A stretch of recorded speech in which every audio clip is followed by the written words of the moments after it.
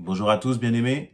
Je vous invite à une lecture dans 1 Jean chapitre 4, 1 Jean chapitre 4, à partir du verset 7 qui dit ceci: Bien-aimés, aimons-nous les uns les autres, car l'amour est de Dieu, et quiconque aime est né de Dieu et connaît Dieu. Celui qui n'aime pas n'a pas connu Dieu, car Dieu est amour. L'amour de Dieu a été manifesté envers nous en ce que Dieu a envoyé son Fils unique dans le monde afin que nous vivions par lui. Et cet amour consiste non point en ce que nous avons aimé Dieu, mais en ce qu'il nous a aimés et a envoyé son Fils comme victime expiatoire pour nos péchés. Verset 11, Bien-aimés, si Dieu nous a ainsi aimés, nous devons aussi nous aimer les uns les autres. Amen. Voilà, dans ces quelques versets, donc du verset 7 au verset 11, il y a un mot qui revient sans cesse, sous différentes formes, c'est le mot « aimer ». C'est le mot « aimer ». Et l'apôtre Jean est donc écrit cette lettre. Il écrit cette lettre aux chrétiens, à ceux qui ont donné leur vie à Christ.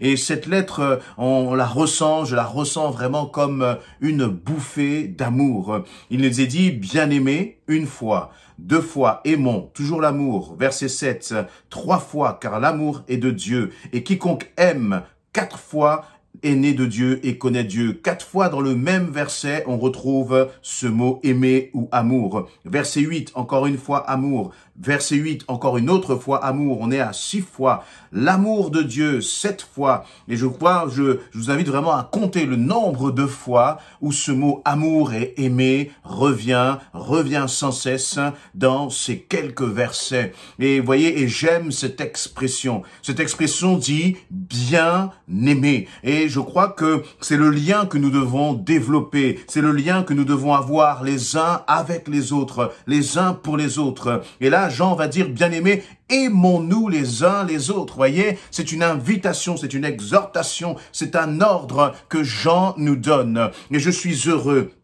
de réaliser que j'étais étranger à beaucoup d'entre nous, et merci Seigneur parce que à travers le salut, à travers la vie éternelle, à travers cette rencontre que j'ai pu faire avec Christ, que tu as pu faire avec Christ, ce n'est pas seulement, j'allais dire, une relation avec Christ qui a été établie, bien sûr, c'est l'essentiel, mais en plus de cette relation avec Christ, de cette relation avec le Père qui a été rétablie, il y a une relation avec les frères, avec les sœurs, avec ceux qui sont en Jésus-Christ, avec des hommes et des femmes de différentes cultures, de différentes couleurs, de différents niveaux sociaux, mais avec qui nous pouvons dire et nous pouvons nous appeler bien-aimés. Comment aimes-tu ton frère? Comment aimes-tu ta sœur? Est-ce que tu l'aimes bien, comme le dit cette expression, bien-aimé? Et je me réjouis de cela. Voyez, et dans cette famille, en fait, dans laquelle nous sommes unis en Christ, il n'y a pas de distinction les uns des autres. Il n'y a pas de titre. Bien des fois, lorsque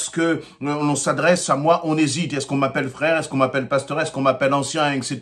Mais je crois que par-dessus tout cela, ce qui est important, c'est de considérer que nous sommes les bien-aimés les uns des autres. Et la Bible nous dit, l'amour est de Dieu, justement. Et quiconque aime est né de Dieu et connaît Dieu. Comment est-ce que tu peux savoir, justement, si tu es réellement né de Dieu? C'est-à-dire, si tu as vécu cette nouvelle naissance, comment est-ce que tu peux savoir? Comment est-ce que l'on peut savoir que tu connais Dieu? Eh bien, c'est à travers, par ton amour les uns pour les autres, par ton amour les uns pour les autres. Voyez, et je crois que c'est fondamental de réfléchir sur la façon dont nous considérons l'autre, notre rapport à l'autre. Voyez, ce n'est pas un esprit de critique, ce n'est pas un esprit, j'allais dire, de soupçon, de soupçonner le mal chez l'autre, mais il y a cette dimension forte de l'amour. Et la parole est claire.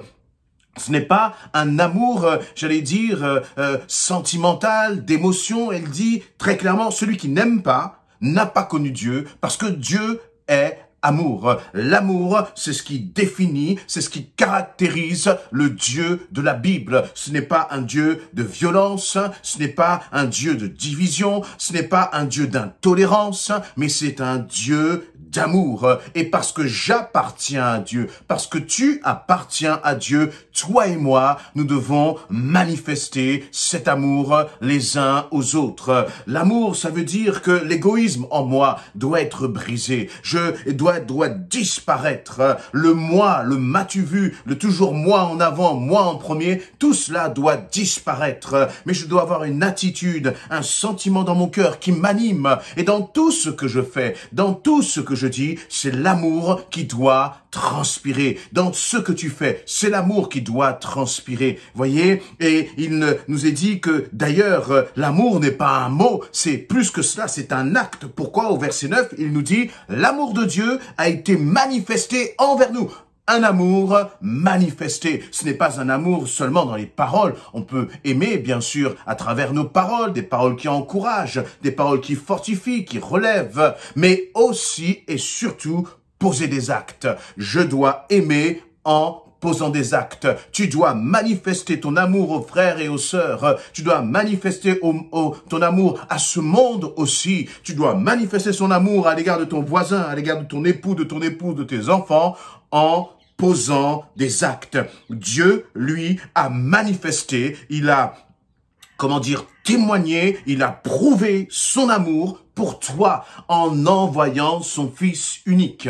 Et je voudrais dire par là, j'ouvre une petite parenthèse, si l'on remet en question le fait que Jésus-Christ soit mort à la croix et qu'il soit ressuscité, si l'on remet en question la dimension même d'un Dieu qui a un Fils, et qu'il a envoyé ce Fils qui a revêtu un corps de chair, on remet en question l'amour même de Dieu. On remet même en question la caractéristique principale de Dieu, c'est son amour.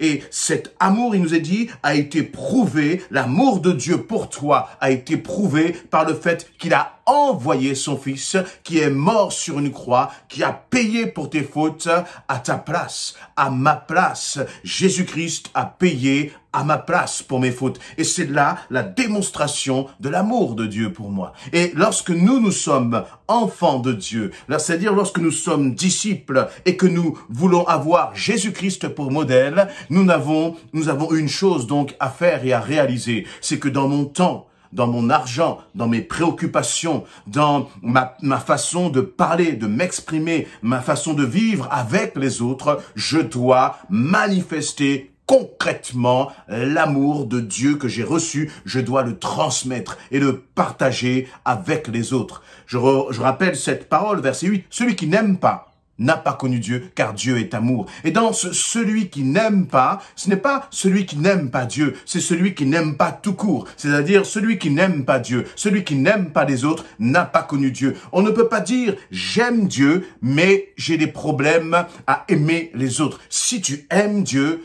Dieu va te donner, parce que c'est lui qui est la source, et il va te donner la capacité d'aimer les autres. Et lorsque je parle d'aimer les autres, je ne parle pas seulement là, bien sûr, de nos amis. Je ne parle pas seulement là de notre famille, mais je parle même d'aimer son ennemi, comme Jésus nous l'a demandé. Aimer son ennemi. Et on pourrait dire, celui qui n'aime pas même son ennemi n'a pas connu Dieu. Celui qui n'aime pas son mari n'a pas connu Dieu. Celui qui n'aime pas son épouse n'a pas connu Dieu. Celui qui n'aime pas son père et sa mère, il n'a pas connu Dieu. Et quelles que soient les relations qui peuvent exister les uns avec les autres, je crois que l'amour de Dieu est un amour qui surpasse toute colère, toute haine, toute amertume. L'amour de Dieu, l'amour que Dieu est capable de mettre dans ton cœur pour les autres, c'est un amour qui t'aidera à pardonner, qui t'aidera, à passer outre et à avancer.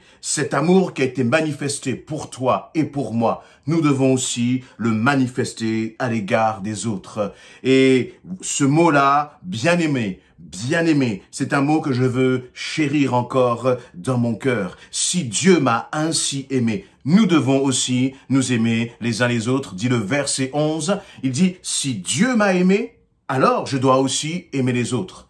Es-tu aimé de Dieu? Réalises-tu que Dieu t'aime, que tu as de la valeur à ses yeux? Si tu le réalises, si tu le vis pleinement, en retour, la Bible nous dit très clairement que nous aussi, nous devons être de ceux qui aiment les autres. Mettons-nous en action, Mettons cela de façon extrêmement pratique. Et dans le couple, on ne peut pas ne pas aimer son époux ou son épouse. Si on aime, Dieu nous demande même d'aimer quelqu'un qui est au loin, à combien plus forte raison.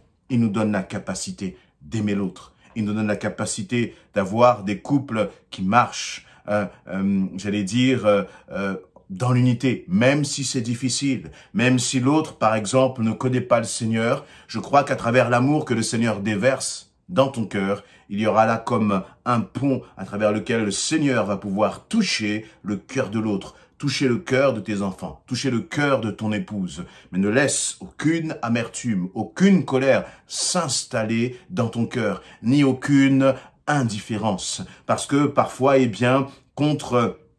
pour ne pas aimer, nous essayons de nous installer dans une, dans une pensée d'indifférence.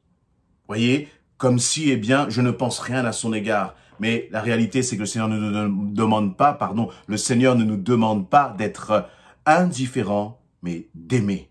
Et cet amour, ce n'est pas un amour qui se fabrique, ce n'est pas un amour que l'on obtient par notre propre volonté, mais c'est un amour que l'on vit, que l'on apprend au pied de notre Père, au pied de Jésus-Christ. Christ, tu m'as aimé, aide-moi à aimer en retour. Et de façon extrêmement concrète, on pourrait même dire, voilà Seigneur, j'ai du mal avec un tel, j'ai du mal avec ce collègue, Seigneur, mais aide-moi à l'aimer comme toi, tu m'as aimé. Soyez bénis, encouragés et fortifiés, bien-aimés dans le nom de Jésus-Christ.